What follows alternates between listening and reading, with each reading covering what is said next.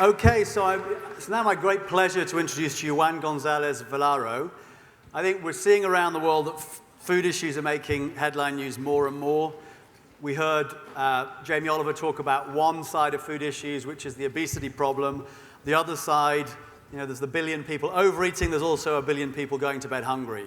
20,000 people will die from hunger, and by 2050, the planet will need to feed 9 billion people.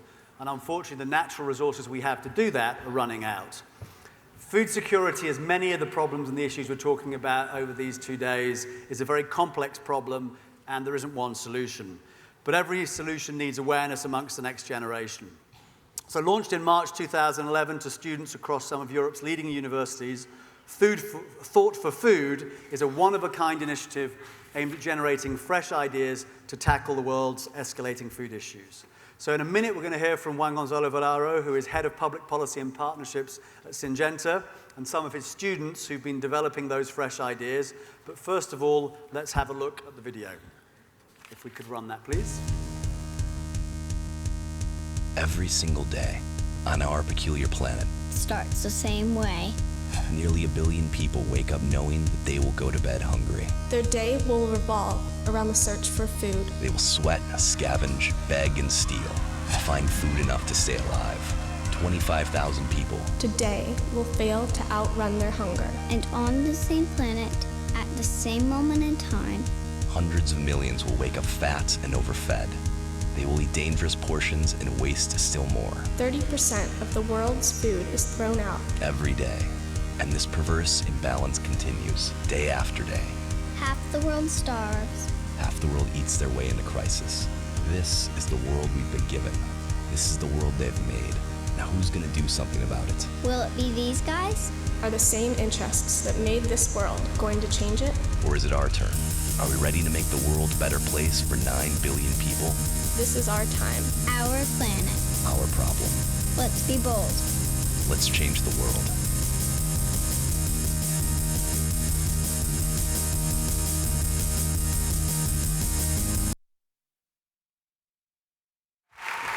Juan, the floor is yours. Thank you. Good afternoon. Thank you for having me. I'm excited to be here. It's really an honor to be here among the brightest and the most promising leaders of the future. And we just saw in the video that your talent is more than needed. We also just heard about Africa Rising. And agriculture is at the bottom of an economic development.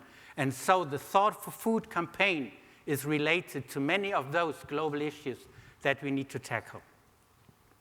Yesterday, you heard from Jamie Oliver when he introduced his new show, Food Revolution, that food is not really a sparkly, pretty show.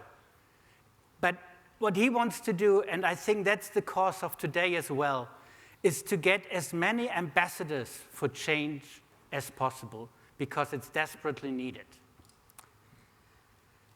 It begins with ambassadors in this room, and those are the ambassadors that we need through your networks to raise everywhere. I can go on about the achievements that have been done in the first campaign, but I'm not going to do that because we will have time to hear from the participants later. But there's one thing I want to summarize. They are not just inspiring, they're not just impressive, they are not just a little intimidating, I have to say. They are really, and that's all your thoughts, are essential at this point in time to change the food system that we have. And that's why Syngenta, the company that I work for, and a company that is dedicated to help farmers, launched this campaign. Without getting involved ourselves, it is about you thinking about the problems. Discover the problems yourself and think hard about how to get solutions in place. Food may be a basic human need. Food is also a human right. But food is nothing that you can easily, or the challenges around food is nothing that you can easily put on a sticker. Although we tried, and I hope every one of you has one of these in the meanwhile, and I hope to see you all in the chatting rooms talking about the food issues of the future. let's try to comprehend what I'm talking about and have a look at the headlines that we're facing at this point. We just heard every day around 1 billion goes to bed hungry. At the same time, 1 billion is simply overfed and just extends the resources. By the middle of the century, we will have 2 billion people more, and the calculations are that by the end of the century, it's maybe even 10 billion. Already now, we are consuming an equivalent of 1.5 planets. And the calculations are that this is going to be 2.5 by 2050. That's 1.5 more than we have. And we have to do something about it. Our climate, we all know, is getting hotter. Every day from the satellite pictures, you see more pieces of Earth going from green to brown. Water is already limited. Around 2 billion people already suffer from water scarcity. All those challenges are real. If we stick to business as usual as we have it, we will not survive the end of the century. So these are staggered facts and figures, and I know that these facts sometimes make us, instead of encouraging us, they let us actually flutter. They let us falter and walk away. And that's why I think we need a new generation that is not walking away, a generation that actually takes the issues by its roots. And that's your generation. You're the most globally engaged generation that ever lived on this planet. And you understand that the only way to save the planet is through this global community. You also know the power of networking in a way that I never understood. You know how to leverage messages and multiply them in your social networks. You know how to get people to act and people to stand up, people to actually change the course. I came of age in the 60s, an age where we also thought and we also said we can change something. But your wisdom is what's needed now to make the changes that we need now. And it is your passion that is going to prove it. I'm convinced. It is possible to change the world and the food system to actually starting growing more and getting more out of less. That's our challenge that we have to tackle. TFF was launched in Europe this year to actually get the thought process moving. And it's going to grow to a global campaign as we speak. So I invite you all to participate. And I already thank you all for the leadership that you're going to take, for your passion and your wisdom. And before I introduce the winners of this year's Thought for Food campaign, I would like to show you a video that summarizes a little bit of the thinking that this group of people did. Thank you.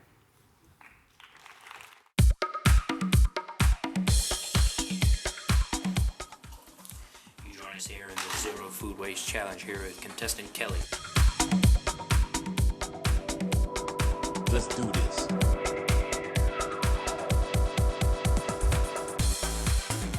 Strike a pose. Best before dates should be abolished.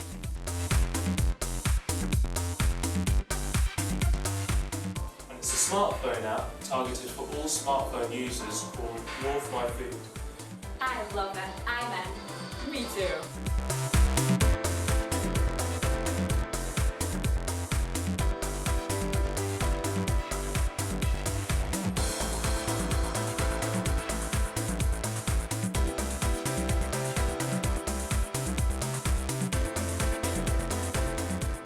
It's a program where we take children from urban areas.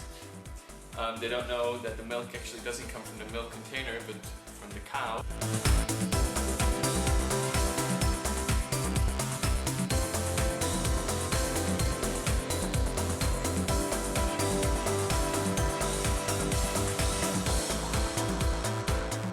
Well,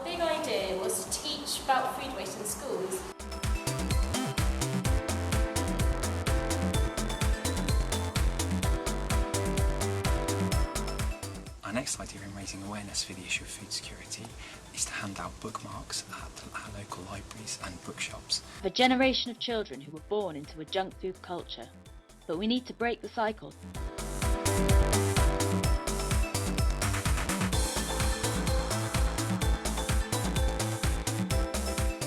We want to introduce the Meat-Free Monday.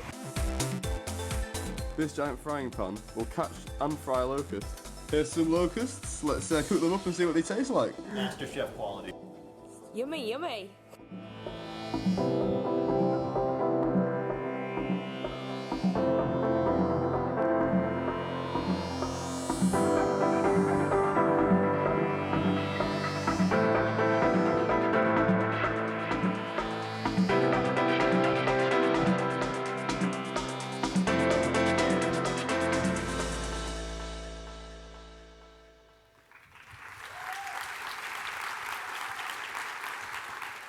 And now join me in welcoming on stage this year's winners of the campaign, so the best ideas that we found. Where are they? My winners? Over there, come on.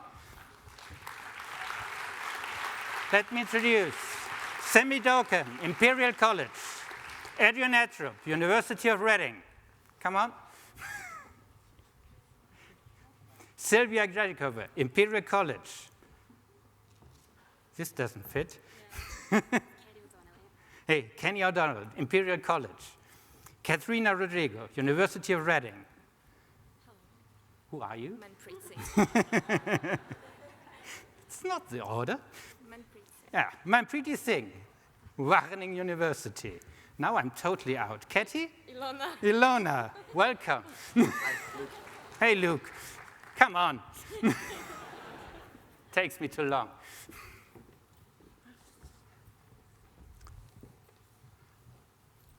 So it's 3 universities that we have on stage: University of Reading, Imperial College London, and University of Wageningen in the Netherlands.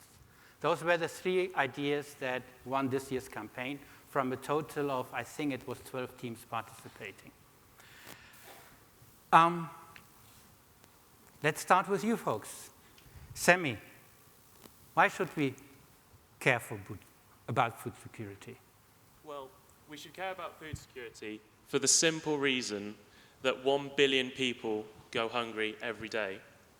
And that number is just going to keep rising as the world population grows, unless we do something about it now. Stuff that Thought for Food has been doing to try and solve food security issues include involving the universities in Europe to provide local solutions in their area, projects we've been doing in the Challenge. And it's also been helping in developing countries to microfinance farmers using organizations such as Kiva to help try and create sustainable farming solutions. Hunger is also directly linked to conflict, famine, and poverty. So tackling food waste and food security will help alleviate all of these issues. Thank you.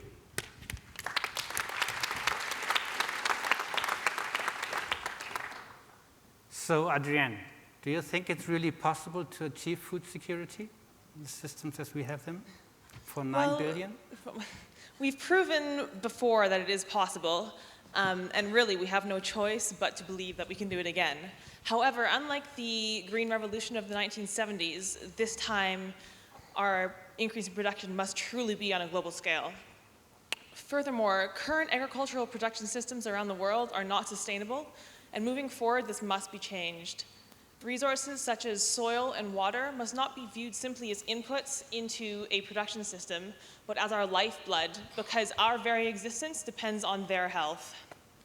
And lastly, food security is not simply about increasing food production, it is about increasing access to food.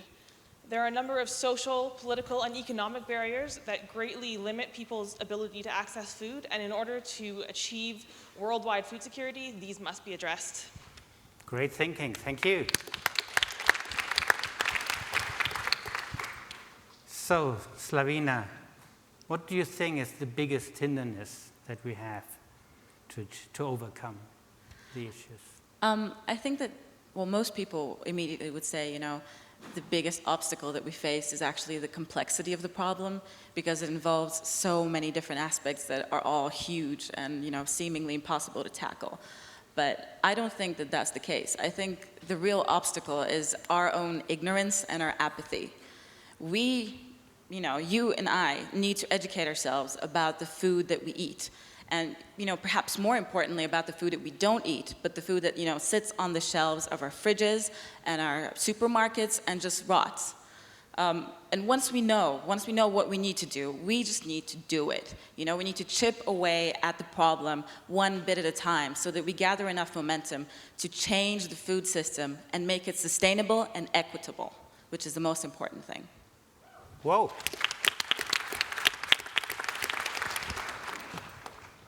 He's got one. Ah, he's got one. That's great. Let's move over to this side. Rodrigo. What do you think is the number one thing we can all do and not just call others to do? Hi. I think we all know what we need to do, really. We need to act against waste. It is estimated that 1/3 of all food produced is either lost or wasted from the point where it is produced to the point where it is consumed. As consumers, we can act against this. Everyone knows what to do exactly. You know, don't waste, don't throw away food that is edible, plan your meals, have actual meals where you don't eat meat. Don't just say it's very good not to eat meat. And we need to talk about it because we need action now. So we need to spread the word and we need to do it now. Thank you. Thank you. Carrie, over to you. So what should young people do?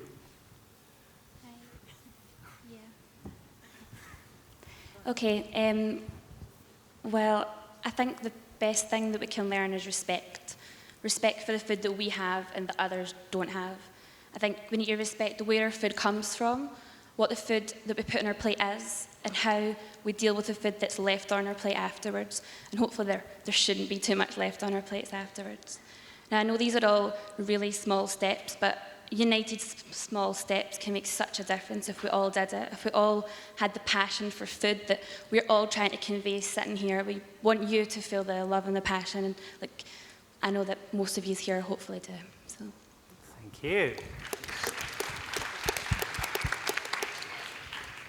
So let's shift gear a bit. Katrina, what have you learned? What do you think is the added value that Thought for Food brought?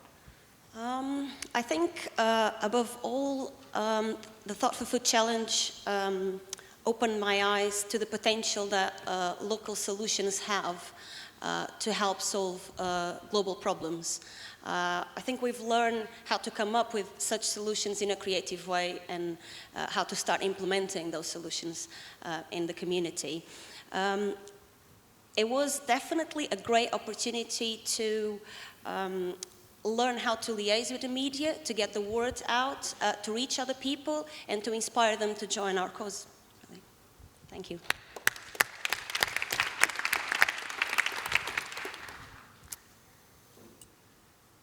Thijs?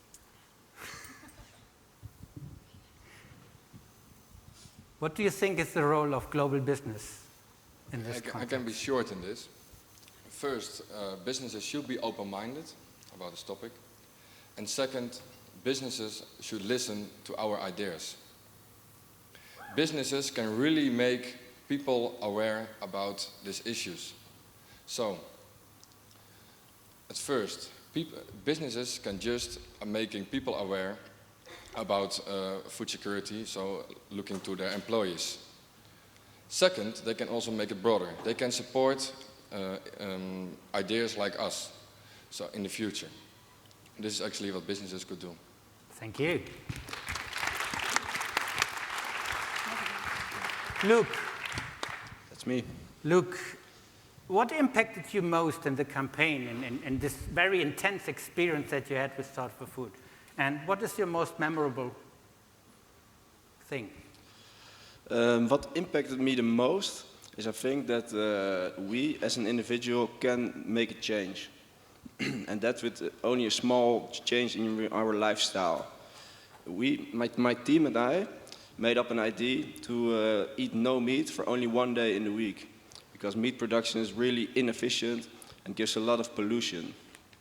And what about my best memory is I think that we can create really good ideas by bringing people together from completely different backgrounds.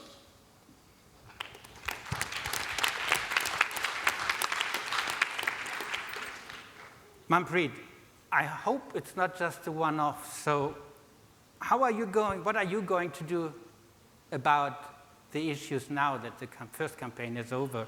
And how is it going to impact the way you continue? I think that ending our initiative is the beginning of another difficult challenge, which is carry on and making bigger our projects.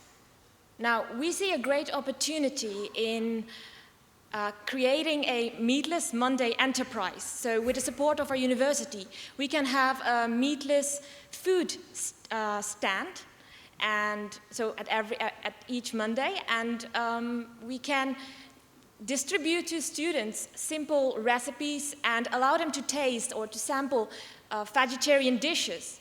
Now, a second thing is that I would really like to help launch a second generation Thought for Food thinkers all across the globe and on each continent. So I hope that with this, a chain can be created, a chain of thoughts, connecting, inspiring, and moving people.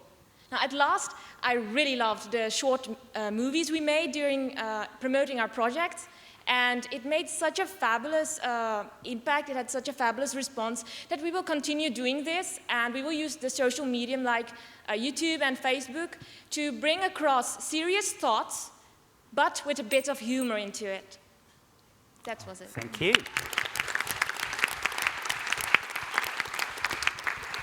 Katie, we're talking about social media. How can they even better be used for this kind of campaign?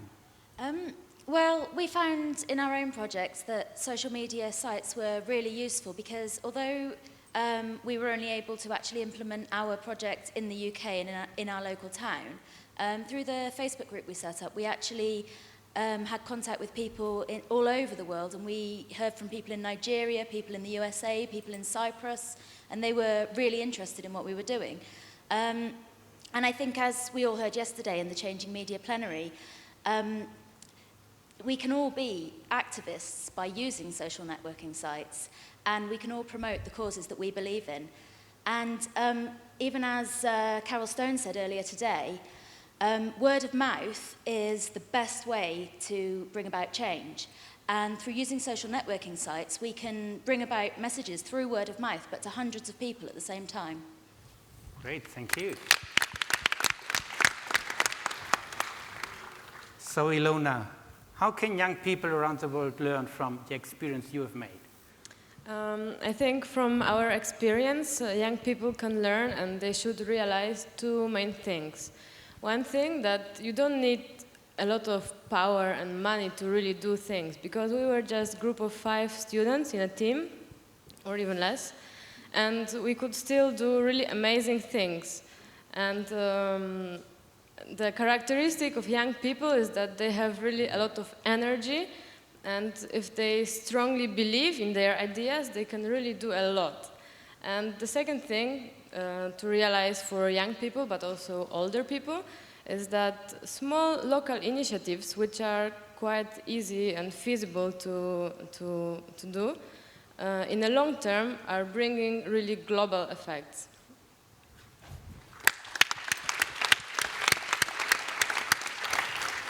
So Natasha, over to you. What should be next? Yeah, well, oh God, we had all these great speakers up here, and I don't know how to put it up. It's actually quite scary. But I would love to use this opportunity to ask Young One World to support food security as a resolution for next year's One Young World. Food security has emerged as a key global issue, and it's only becoming more challenging in the future. There's so much hunger in the world, there's malnutrition. I know I have to keep it short because we're out of time, but yeah, just like what you said, food waste. Oh, sorry. Some countries, they waste so many food, like it has no value at all, like it's completely worthless. Well, in another country, 1 cup of rice can make the difference between life and death. We are growing, our population is growing, but our soul is degrading underneath our feet. And what do? We just stand there, watching our yields decline, basically doing nothing. Not because we don't want to, but we either don't have the knowledge or we don't have the resources. And we are depleting our resources faster and faster, but we're actually going to need them much more in the future. So yeah, I just can't express in words the importance of food security. So I just want to ask you all if you know the importance of food security, and if you do, and you want to have it as a solution or a resolution for next year, please raise your hands, and maybe you can make a change next year and think about these really important issues. Thank you.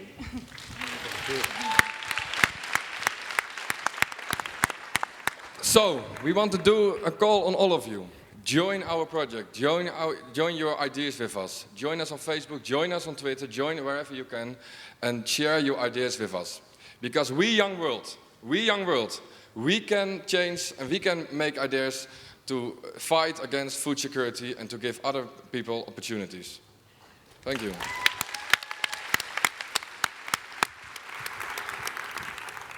Well, with that, we finished the session. Please give me a hand to all the participants, also those that are not here with us, and